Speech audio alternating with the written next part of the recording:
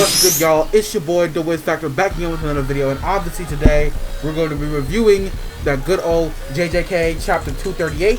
I've been very excited about this chapter, but anyway, let's get into this shit, shall we?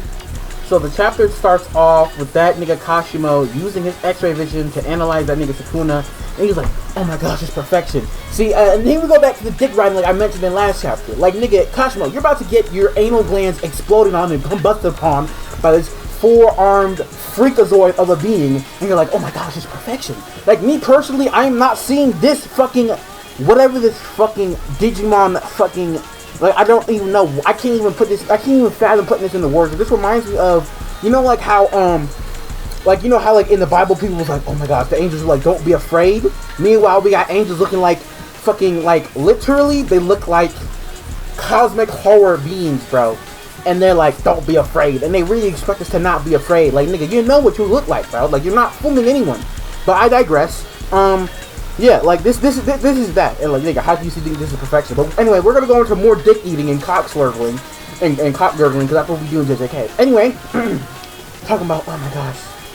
For when performing curses, Justice's hands are unfiltered. You know, they were talking about his chanting, his lungs remain unburned. Like, they just, like, he's just the perfect curse vessel, for real. Like, this is a horrific ass being. Like, if I saw this in public, I'm gonna be I'd stare for, like, probably half a millisecond. And in that millisecond, I'd probably be dead. But, because it's like, oh my gosh, I gotta get the fuck out of here. I'm not like, oh my gosh, yes, I can fight this four-armed being, yes, woo, yes, let's fight this nigga. No, I am getting the fuck out of there as soon as possible.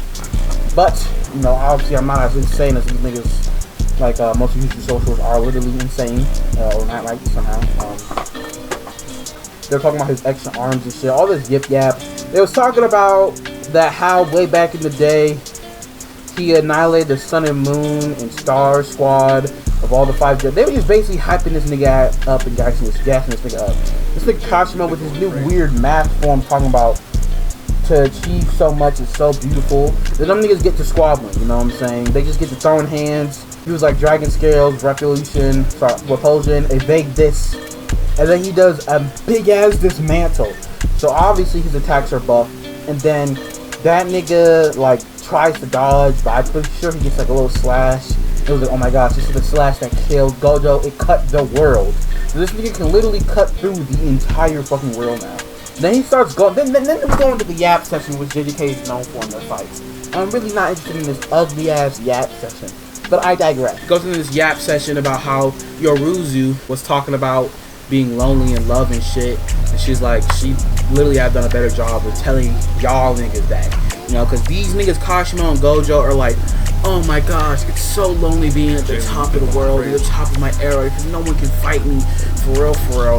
That nigga Sukuna, he really don't care about none of that. And then he gets back to boxing the bricks off that boy, and then he throws like this fucking dismantle, like all these dismantle shits, and this nigga about to die, because you know how we know he about to die? We go into a flashback. These niggas yapping on, basically.